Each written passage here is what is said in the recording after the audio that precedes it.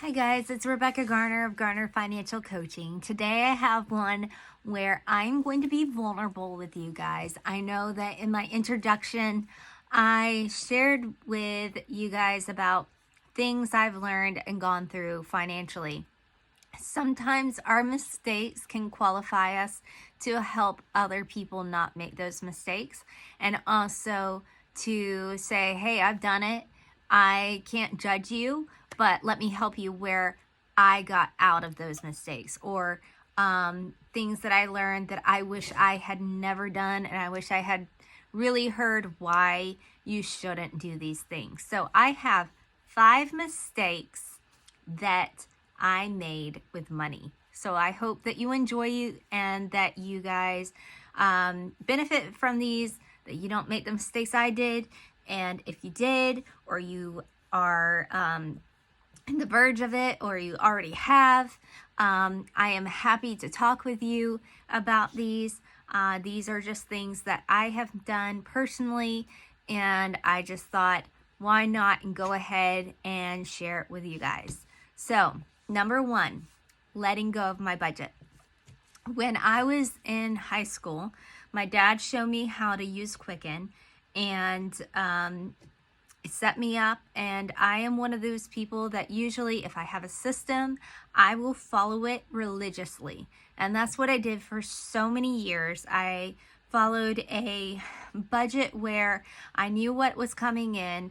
I managed how I spent things. However, I did not set it up to where I gave myself limits. I probably did for a few things, but a lot of times, because when I first started off working, I was living with my parents and didn't have many bills. And so I was blessed to have all this income and be able to use it at my disposal of whatever I wanted. And so anyways, letting go of my budget was the worst thing I did. And what happened was, when I was about 23 years old, I let go of my job that was really good, and I moved somewhere away that was I had gotten a decrease in pay in my new job, and so basically I was living off of something that I wasn't used to living off of.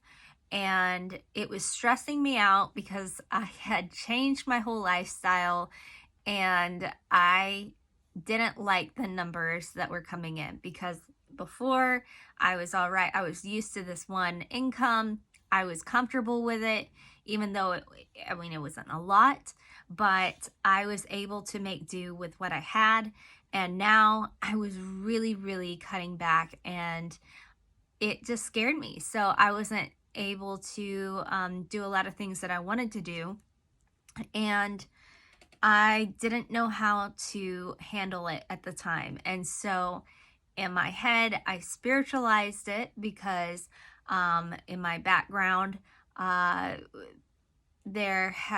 basically my background believes the circle that I grew up under, they believe that God will provide, and whether it's a miracle, a financial miracle, or whatever. So I spiritualized that decision of letting go of my budget, and I think it was a pretty bad decision. Instead of it benefiting me, it only put me in a lifestyle of denial. So basically what happened was, I was saying, well, I'm just going to live by faith. God's going to provide for things, and I'll just make do, and just somehow things will work out month to month. And so instead of working at my budget and seeing, okay, this is the amount that I can afford, this is how much I need to make extra, or I need to cut back on something, instead I just put away my budget and never looked at it again for many years after that. So I will tell you, it can set you up for a lifestyle of pain. I was starting to live paycheck to paycheck. The first time I overdraft was because I didn't have a budget. It was embarrassing. I was feeling the pain of I can't imagine myself being in this place because I was so good with money in the past. So I will tell you, don't make the mistake I did. If you have already made this mistake, no judgment towards you. Maybe you've learned how to budget yourself, but if you haven't, I can help you because you don't have to be there. So budgeting will help you and bless you in the end. It gives you back your control over your money, and it tells your money where it's going to go. It really is a great blessing to take control of your finances again. Number 2, the mistake I made with money, not saving. I, in the past, had great savings when I didn't have bills and I had that great job. I had great savings, but what I didn't do was I didn't put in a percentage of my paycheck every month or every paycheck. I didn't put it into savings. I didn't, even if it was the littlest thing, I didn't do it. And what happened was when I was living on my own, I ended up using that spendings as provision, and it was great. It worked. It paid for things I needed to get paid for, like car repairs and tuition and things like that, but I never replenished it. And that was the mistake I made, because if you don't have a savings, then you don't have something to fall back on, and just the little bit that you can put away towards savings will add up. And not only that, but when I was in my early 20s and I did have a savings, just because I made enough money, and I was just good with not overspending or spending on big items. So I just spent on miscellaneous things, and because of it, I had a huge not a huge savings, but it was huge to me at 20 years old. And the savings that I had was increasing in interest every year. And I was thinking, my goodness, my money is just making money for me, just sitting there. Like, this is amazing. And so that was the first time I experienced like how interest can benefit you and how having a savings account benefits you. So not only are you putting that money to aside for emergencies and things like that, but you have this money building more money for you. So it's great. There's no reason not to have a savings. Even just a little bit of savings, you need to start that savings if you haven't, because it will be such a blessing in your future, and it just makes an added benefit to staying out of debt and staying away from credit card debt and being in a place where you don't want to be financially. I don't think anybody wants to be in debt or ever wants to live paycheck to paycheck. So having a savings is crucial. Number 3 in the mistakes I have made with money, I stopped giving. I didn't totally stop giving. I wasn't like a Ebenezer Scrooge or something like that. I just didn't do my 10% of at least 10% of tithing, and that was very, very big for me growing up. Was I tithe? I will tell you, there is a principle in the universe and this world, and if you believe in the Bible, it's a biblical principle of giving and you shall receive. And you may not receive immediately. You may not even receive the exact amount that you gave, or a lot of times I've seen it where you get it in other ways and it's actually a lot better than what you gave out. It is also psychologically proven, where giving and helping somebody actually benefits your mental health in a positive way. So it is a very crucial principle to have. And let me tell you, when I stopped giving, I got into debt. And when I decided to start giving again, even though I had more more bills than my income was coming in. And I decided to just put my foot down and start giving. And when I did, that next month, actually, my whole lifestyle changed to where I was able to actually be living within my means again. And so it's just my testimony. It may not happen exactly the way that it happened to me, but I believe in giving, and I have learned that lesson and that mistake of not giving. Yeah. All right, number 4, taking a credit card without a budget or savings. Now, I will give a disclaimer before I expand on this.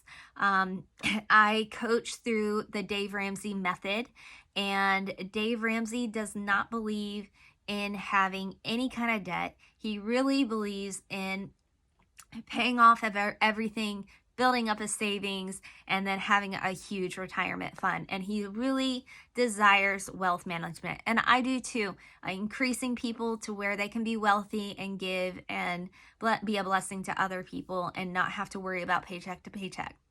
With that being said, there is a caveat where he is all right with a mortgage, a 15% APR fixed rate mortgage. He's not completely against it. He says if you're going to get a mortgage, that's the only mortgage you really should get, because you can pay it off quickly. And so with that being said, if you do want a mortgage, you do have to have a FICO score, and you do have to build credit. So my thing is taking a credit card without a budget or savings. So that's what happened. So I stopped budgeting. I didn't have any savings, and I got a credit card in the name of building my credit. I was 26 years old, and what had happened before that, like I think a couple of years before that, my car had broken down that I had and didn't have any payments on. It had broken down. I had ran out of my savings. I was in between jobs, and I had to have a co-signer for my car loan because I didn't have any savings to buy a new car, and I couldn't get any car without a car loan without somebody co-signing. So later on, when I was 26 years old, I was trying to be more financially independent. I was already pretty much financially independent, but I wanted to be independent in a further way in doing what everybody else does, which was building a credit score and doing it a responsible way. So what I did was I got a credit card, and my plan was to buy gas on it and then pay off the balance at the end of the month.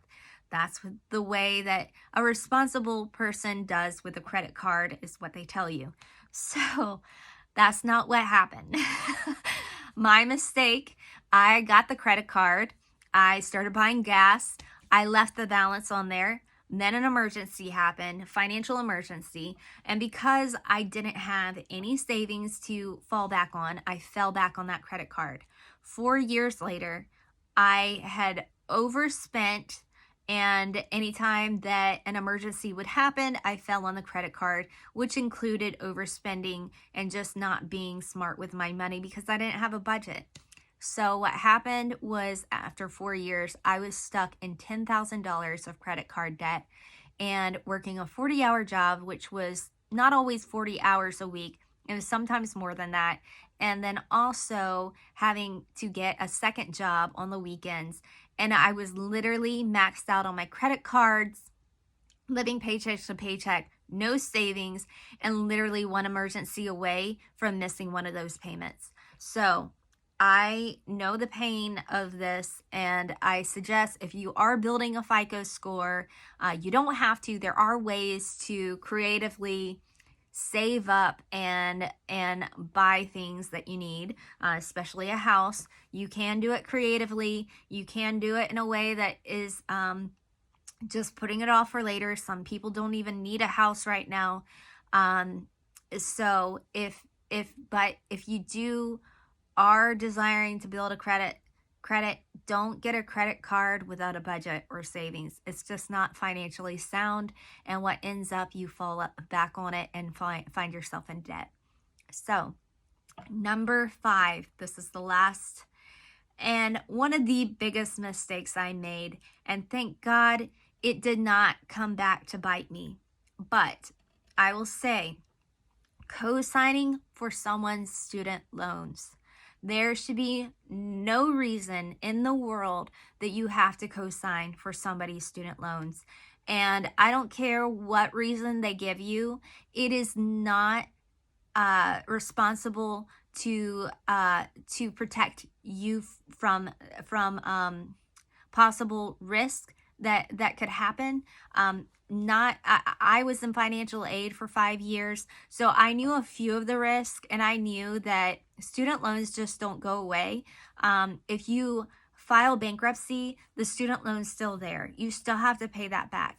If the person passes away and somebody has co-signed for or co-signed for a loan, student loan, or even co-signed for a refinance of a student loan, that money, that responsibility of paying it back doesn't die off with that person passing away.